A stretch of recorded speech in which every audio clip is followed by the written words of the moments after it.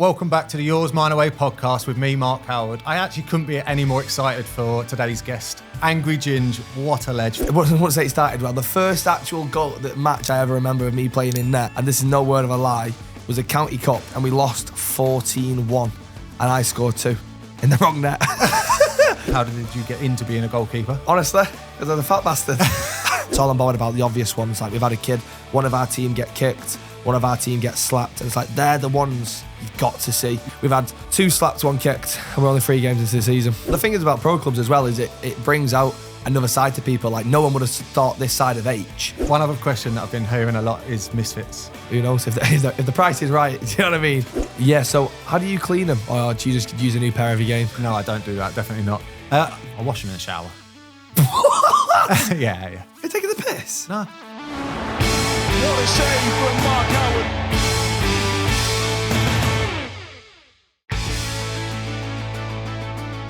Hi guys, I'm thrilled to share something with you today. The Mito Pro 300 from Mito Red Light Therapy. Been a game changer. As an athlete, I know the importance of peak performance and recovery, and that's why I rely on the Mito Pro 300 for its unparalleled benefits.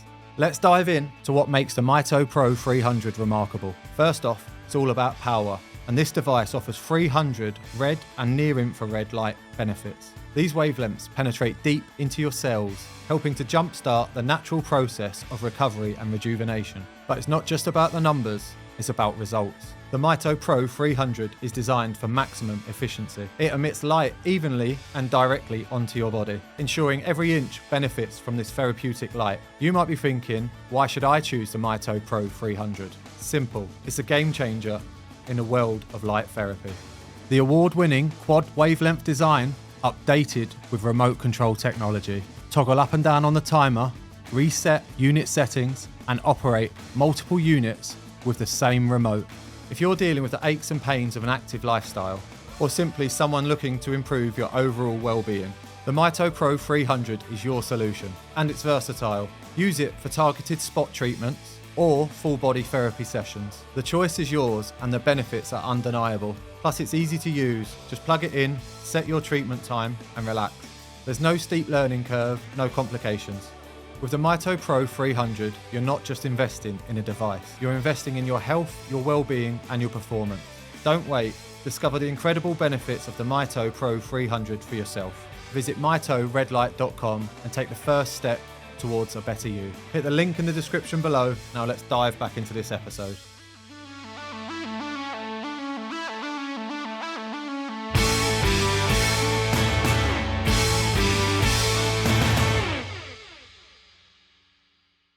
Hello everyone, welcome back to the Yours, Mine Away podcast with me, Mark Howard. I actually couldn't be any more excited for today's guest. Got a very special one. As you can see, I'm in a different location. I need to thank Lee Sports Village for hosting us as well. We've actually just shot a football video and we might talk a little bit about it. The guest might not. Angry Ginge, what a ledge. Thank you very much for coming on, mate. No worries, thanks for having me, mate. It's a pleasure. Oh man, as I said, I've been peppering your DM for a little while. Yeah.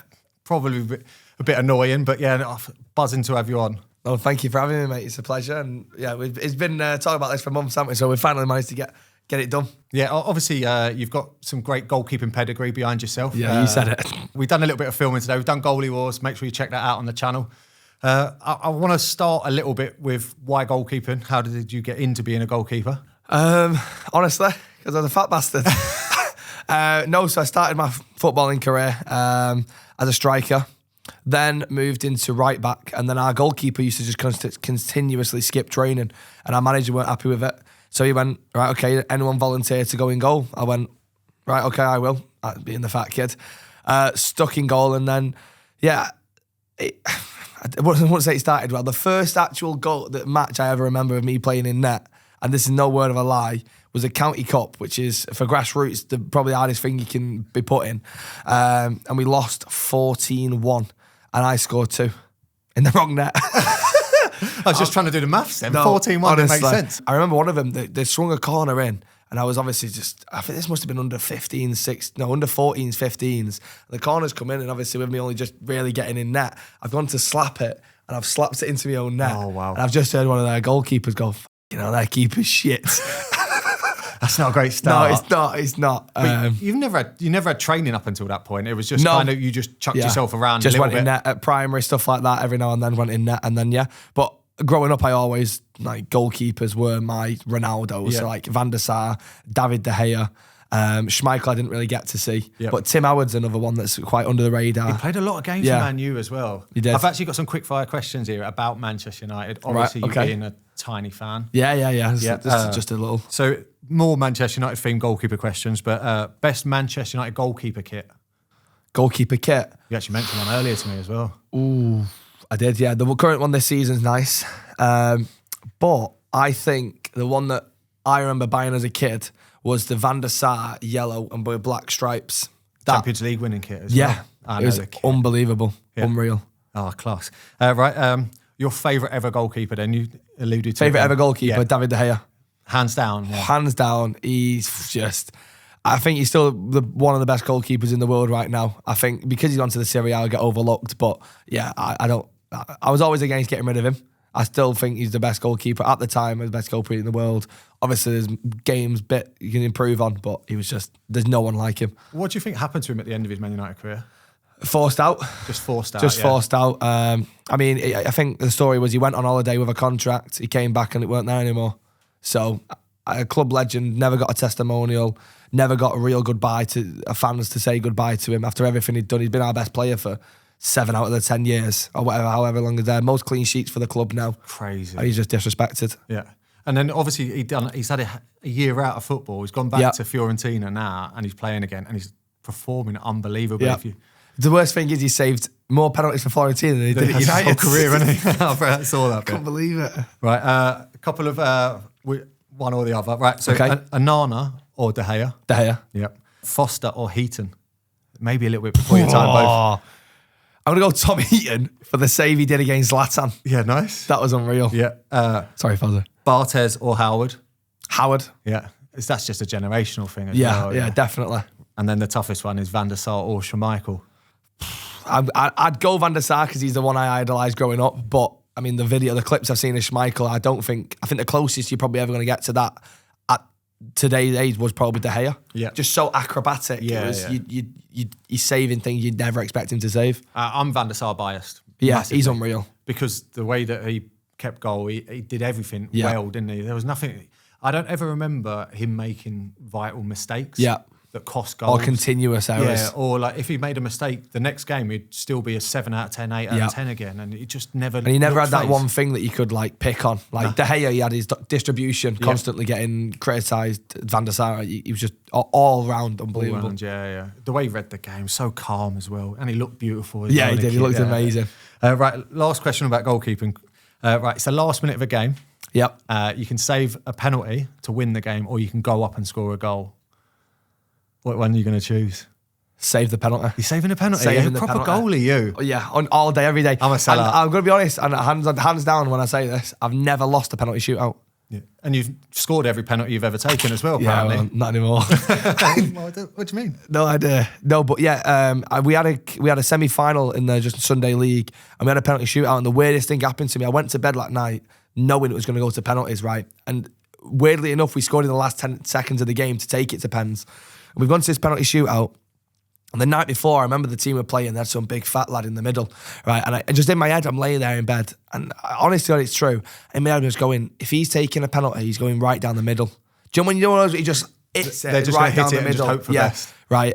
And he was the first person to step up and take it. And he just hit it right down the middle and I saved it. Yeah. It's just really weird like that. Yeah. Are we living in a simulation or something? No, it's just that intuition about how you know what a certain player... You're reading everything... But it's weird because it was the night before. Yeah, that's weird. And I didn't know it was going to go to pens. Yeah. But yeah, I didn't actually concede a penalty. That whole shootout and we won. So, and then we went on to win. So, buzzing. Yeah, nice. Obviously, you've worked with loads of goalkeepers, content-wise. Yep. Obviously, Mary Earps, Ben Foster. Yep. Big John. Big John. Big G as well, have you worked with? No, not with Big John you worked with a lot. Yeah. And obviously, you've worked with Jordan Pickford. Yeah. How have you found it working with professional goalkeepers in comparison to when you go and go and make content? I mean, to be fair, I don't think you can judge it fairly because obviously when I'm with Foster, when I was Pickers, like we're just having a laugh and creating content. And limited time as well. Yeah, limited time. But like going off like what you see on the training, like it's so serious, you've got to be on it and stuff like that. I think if we were to film a video with, say, Pickford, he'd love to have a laugh, but when it's game time, he's got to be serious. That's when you're serious. Yeah, you see two different sides of the person. 100%. Yeah. And then obviously you creating content-wise, we've seen you play in charity matches. We've seen you obviously play outfield for the majority. Why aren't you playing a goal?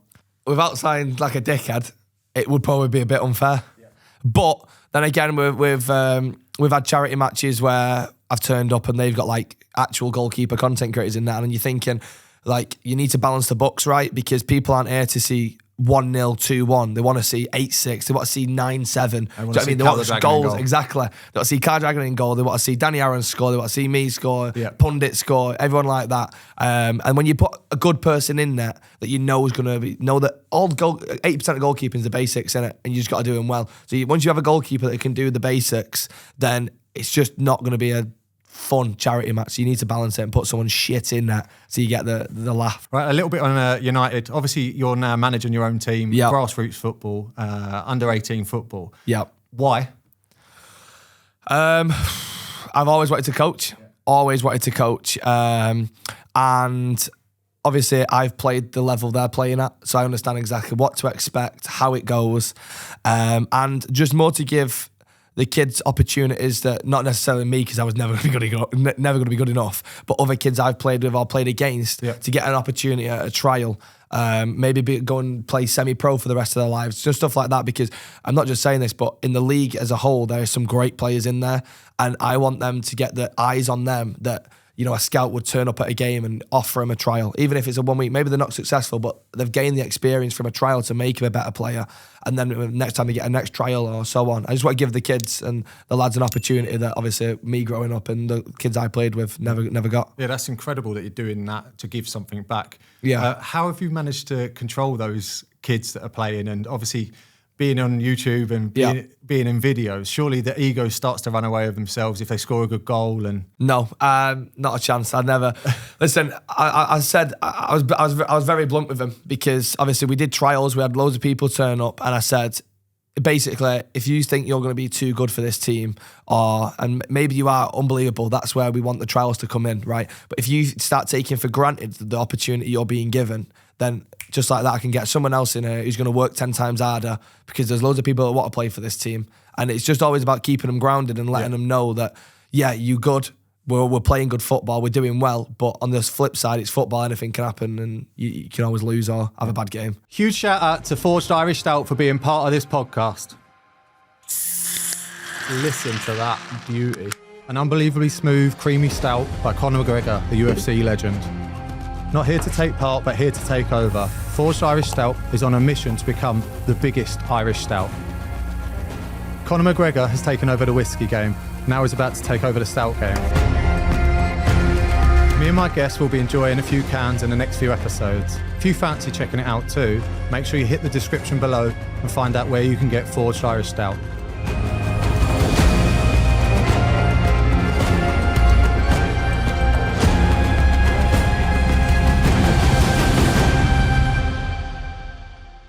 Let's get back to the podcast.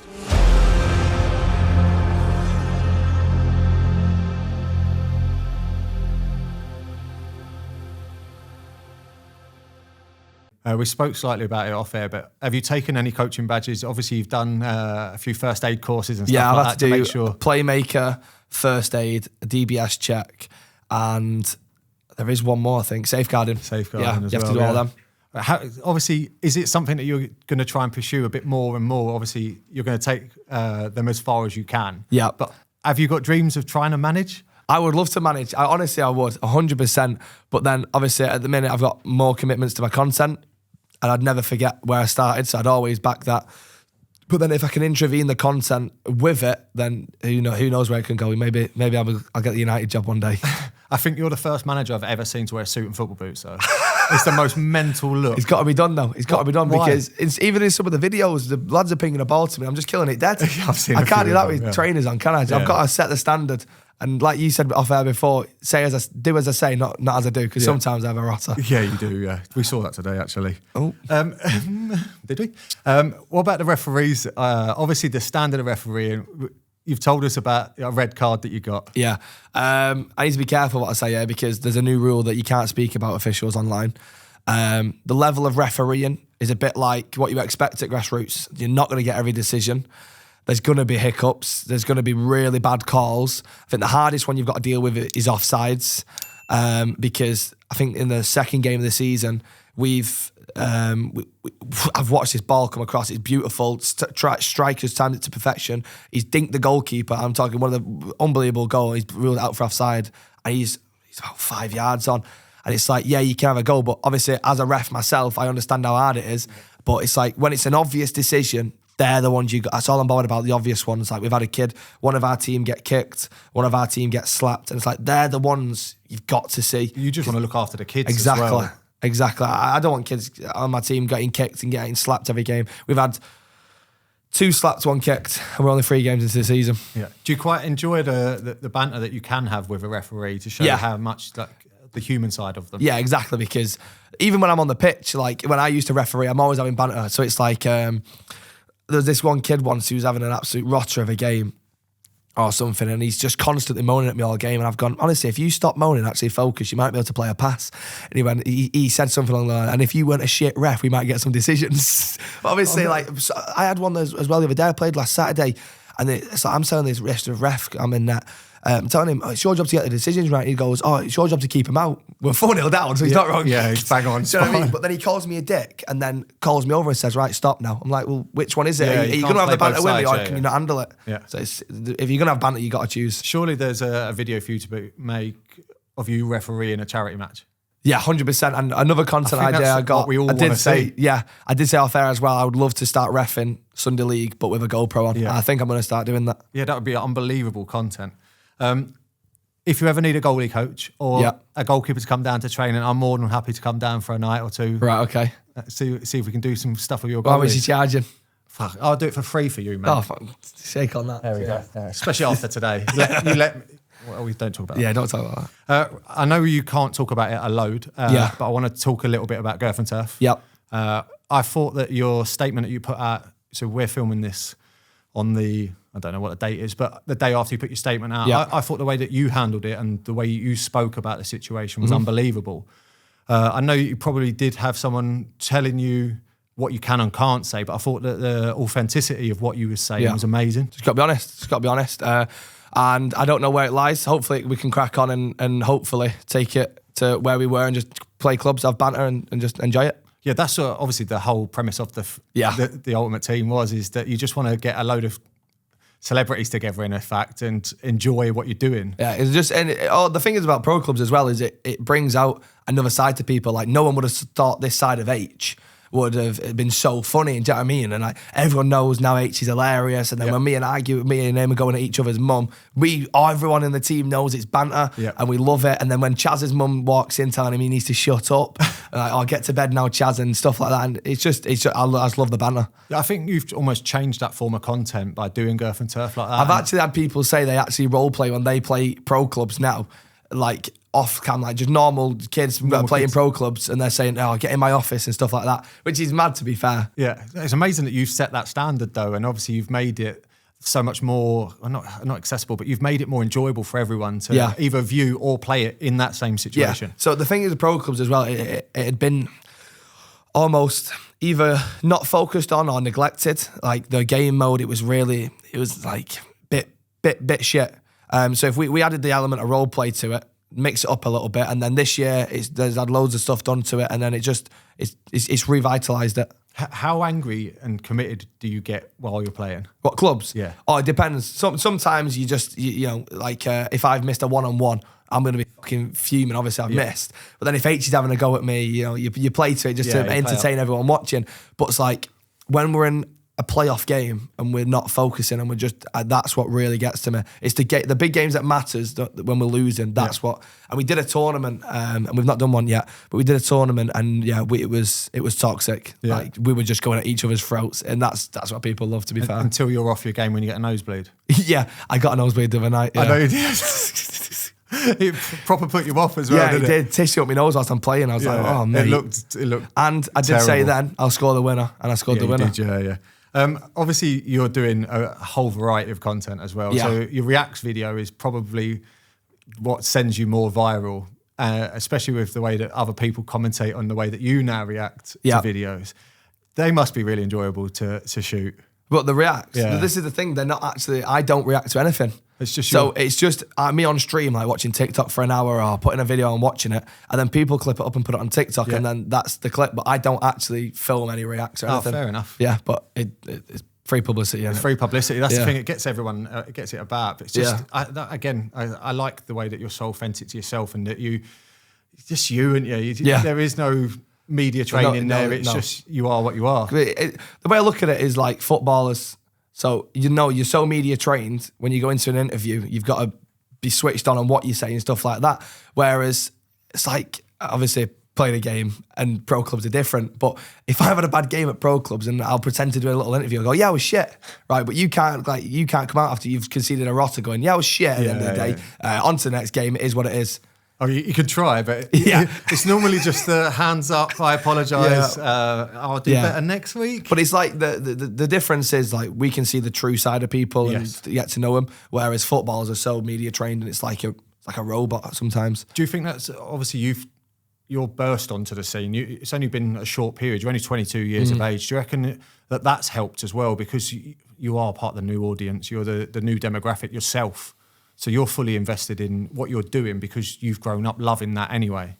Yeah, I'd say it was definitely my dream to do this, and I never take it for granted every day. I'm always so grateful, and it's just it's very, what's the word? Unrealistic that I'm in the place that I am actually doing it. But then once you reach a goal, you on to the next one and so on and so on. I think the fact of I know what people love to see, and obviously I could have grown up watching it, then that helps me a little bit, Yeah, and you've also got some great relationships with a lot of famous people, especially in this world, in the content world. So like your relationship with Danny Aarons and your relationship with the Sidemen, Minute especially. Yeah. How much do you accredit them sort of people to your growth? Simon massively, because he gave me an opportunity on Big Brother clubs. Yep. Danny gave me some good advice when I first started, and it was just simple advice of don't be lazy. Yeah. And to be honest, I'd say a lot of it I've done myself, and I'm proud to have done it myself. But I'm not going to sit here and say they didn't help, because everyone as a whole, whether you're in the videos or whatever, you all part of it. Yeah, exactly. You're all part of it, and you all do each other favours, and that's part of the growth. Yeah. What do you see next for your type of content? Have you got more projects planned? Do you do all your creative stuff yourself? Yeah. I don't have a team or anything. It's just whatever I feel like doing. So it's like YouTube this year. I don't think I uploaded a video for 4 months. Yeah. Just because I didn't have any ideas or what to do. And I was waiting for the team. So I knew I was going to do this team about 8 months ago, but I'm trying to plan it and stuff like that. So I've got the Winton Yanited at the minute. Hopefully the ref in the Sunday League, which will be very good. Unbelievable, that. They're the main two at the minute. But I'm just trying to, like, I don't get me wrong, my streams, that's where I play my video games, but I want my YouTube to be good, high quality stuff, like well produced, and just getting across that you can still create content but enjoy and just have a laugh doing it. Yeah. Like the YouTube world has so much changed from when I was growing up watching it. So like I'd wait till Sunday for 2Sync to upload a FIFA, playing against each other, Super Sunday, and that's what I'd go to bed watching, 10:30. I'm always on it. Yeah. Whereas now I don't even watch YouTube. It's just changed so much. It's so different. Have you got a content that you prefer to do yourself? Do you prefer like making football videos, or do you prefer streaming? It's a weird one. So streaming I love. I will never not love streaming because of the community. I love every single person who watches, comments or whatever, right? And I will never, ever take that for granted. But in terms of YouTube, I do prefer having to go out and record a football video rather than video games for YouTube. Yep. Streams will always be video games, but my YouTube will always be IRL stuff. And don't get me wrong, I've got a second channel I put my video games on and stuff like that. But my main focus, YouTube, the main channel, which is IRL stuff. Yeah. And obviously you've got the passion with Man United and the vlogging stuff as well. That's obviously more of a passion, if anything. Yeah. Because you're just a diehard fan, really. Yeah, You literally. just want the club to do well. Literally. It's so hard at the minute, especially like sometimes like when I vlogged the Twent game and that was 1-1, and that almost felt like a chore to vlog that because of how bad it is. And then you get hyped for the Spurs game, you're buzzing, you can't wait to vlog, and then you're 3-0 down and you're just thinking, fucking hell. Where do we you know go what from I mean? here? Yeah. And then, but away days, I never vlog away days because it's just so crammed and you don't want to ruin someone else's experience. So you just focus on the game there and just enjoy it. What is your thoughts on Man United at the moment? Obviously, a club that we're all known for being huge. They're just not where you feel they should be, and a lot of people feel that it shouldn't be. We're in, obviously, a process at the minute, and I understand why fans want Ten Hag out because the results aren't good, but Ten Hag chooses the 11, and then it's up to them to put the ball in the back of the net, and it's like, we're still creating chances, we're still, most games, defending well. And it's like the Spurs game, that ended 3-0. You've got a red card that's gone against us, which has been overturned because it was never a red card. So you're going in at half-time, 10 men, but really you should have Bruno still on the pitch. Garnacho hits the post. If that is 2 yards, 1 yard to the left, it's a goal, it's 1-1. It's fine margins, but that's what happens. But yeah, I've always said, and weirdly enough at the start of this season, I said we could finish 15th this season, which is ironic considering we're 14th at the minute. And I'd still back him because I'm going to judge him on that 4th season. Because I look at Arteta and I think they're competing for the title now. Yeah. His 3rd season, which is Ten Hag's 3rd season now, I think after 4 games they were 20th. Yep. And now look at him. So it's like, you just got to be patient. And I don't think we will get a manager in that's going to come in, FA Cup final back-to-back 2 seasons, win 2 trophies in 2 seasons, and then on the 3rd season go and compete for the title. I just don't think we've got a manager. There's no manager in the world that's going to be able to do that, I'm going to be honest. Do you reckon that's also, I know everyone will go back to Sir Alex, but because of the longevity that he had, then you've then gone jumping from manager to manager to manager. You're almost stuck in that rut of doing that. You need to go back to the longevity aspect. Exactly. And I mean, look at Fergie. I think he was what? He was close to 2 games off sacked, getting sacked. So it's just like, just back, I say, just back him, see what happens this season. And people forget the season's 38 games long. You could lose your first 12 and win the other 26. Do you understand what I'm saying? Yeah. It's so mental. But we just need something to click and hopefully we can start getting the results. Yeah. Right. Obviously, this is a goalkeeping pod. I do want to ask about Onana and your thoughts. How do you think he's performing? Obviously, he's made a lot of high-profile mistakes from overplaying. This is the thing. The high profile because he plays for Manchester United. It's like the first thing I'll say is, as soon as we announced we were signing him, I was buzzing. Excited. Underperformed in his first year, or certain games. Champions League, he was really bad. But then I've always said, there's a goalkeeper in there. Give him time, he will be unbelievable, right? Yeah. He started well this season, I thought. The derby last season, I think we lost 3-0 at home. He was our best player, and that could have been 6 or 7. And again, the thing is, it's the hardest position on the pitch. And when you play for United... I'm so pleased you've said that. Yeah. It's the hardest position on the pitch, and it's the most scrutinised position if you play for Man United. Yeah. So it's like, you're going to make errors. But I think once he gets confidence, we're going to see the best goalkeeper in the world. So I always say that goalkeepers are the villains, right? Yeah. Because no one's ever gone to a football match hoping both goalkeepers play well, and it's 0-0. So we are anti-football effectively. We don't want people to score goals. Yeah, very true. So no matter what a goalkeeper does, they could make the best save in the world, but the next thing they do could be wrong, and they'll just get remembered for the negative. And it's like midfielders, you can give the ball away 5 times a game, do one unbelievable assist, you're all right. Yep. If we concede 5 goals but pull off a worlder, it's different. Yeah, no one cares. Exactly. Yeah, it's the hard. It's and that's so why hard. that's what I refer to us as a villain. Yeah, you're not wrong. Right. One other question that I've been hearing a lot is misfits. Yeah. Is there a chance that you're going to get in the ring? Maybe later down the line, yeah, but at the minute, I've got that much going on with like the football and stuff like that. I'm committed to the football, the IRL content. But yeah, who knows if the price is right? Do you know what I mean? You'll take a dig. Yeah, I'll get knocked out. I don't mind. Yeah. Right. Back to a little bit of goalkeeping stuff. I want to talk goalkeeper gloves. Yes. We are weird with gloves. Yeah, I don't know if you are exactly the same. Right. So, what's your favourite pair of goalie gloves? Whatever. Yes. I don't know because I've never been able to stay with one pair. Yeah, like at the minute, I constantly use like these ones. Yes. Adidas. I've used Roosh. I thought Roosh were really good. It's Schmeichel. Yeah. Oh, is it? Yeah, he used to. he's got the best looking pair of gloves you ever. They're all white with like red fingers and they had ruche across the back. You would have loved them. So I tried ruche as a kid, but then after 4 or 5 games of grassroots, you can't grip. Your grip's gone. And they're expensive, so I can't just go out and buy new gloves every year. You can. No, I can't. No, but growing up, I could never go out and buy. Do you know what I mean? Trying to make a pair of gloves last a season is impossible. It's so bad. So obviously, growing up, I had one pair of gloves for the start of the season, and that hopefully would last me. I had ruche. I thought the feel of them were really nice, but then obviously outlasting for grassroots were terrible. Yep. I did try cells. I used them for 1 game and didn't use them again. But then I spoke to loads of pros, and they're like, "Oh, they're amazing." Yep. So maybe I just chose some dodgy gloves that I weren't Yep. happy with. But yeah, at the minute I like the tight feel, so I can feel real comfortable, and then it's easier to catch. Yeah. Have you got any weird superstitions with gloves, or how you look after them? Yeah. So how do you clean them, or do you just use a new pair every game? No, I don't do that. Definitely not. I wash them in the shower. Yeah. Just take them in the shower. You wear them in the shower. You're taking the piss? No, just hot water. You put them in the sink, mate. What? And rinse them out? Yeah. I'm not an old tea lady, am I? Just take them in the shower straight after a training session and game. Rub them in the wet. All right, well, I thought you were them at off. home and having a shower and No, straight after football. Right, okay, makes I don't sense. carry them home and then That's what get I in was the shower. thinking. I thought you were just getting in your shower. Just naked leave with me your gloves alone on. with my gloves in the shower. Light a candle on that. Oh, yeah. No, I don't. I think I do.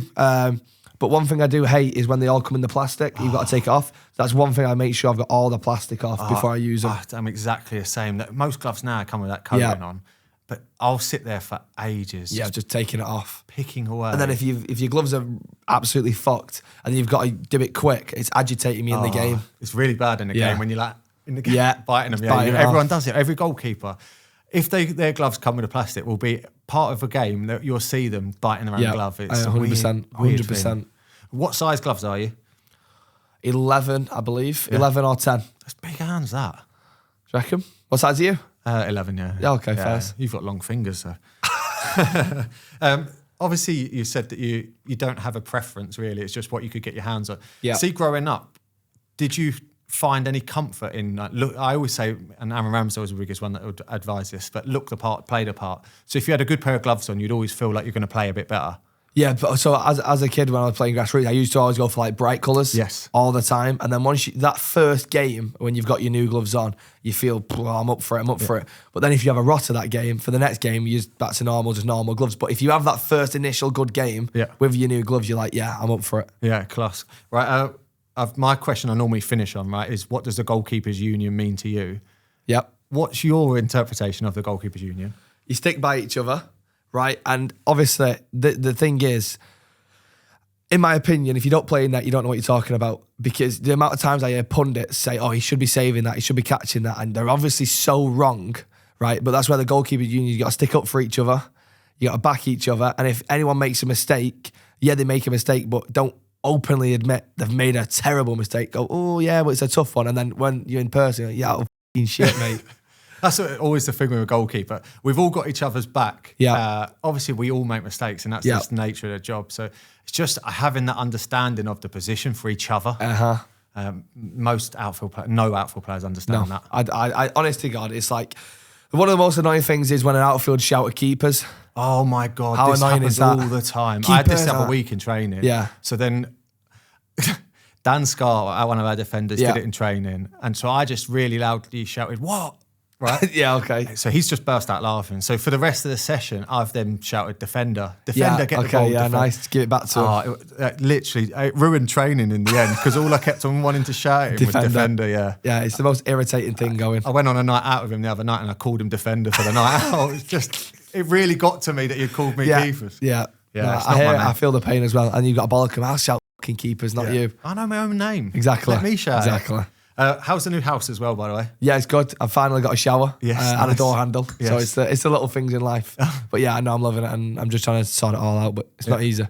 I appreciate all the time that you've given me today. Obviously, thank you for having me. We've done a couple of football videos, a podcast, and I don't want to keep you for any more time because thank I know you. you're a busy man. I know you'll probably start streaming in about half an hour. Yeah, literally.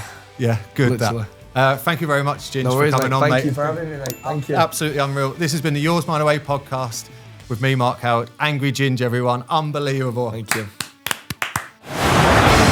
What a save from Mark Howard.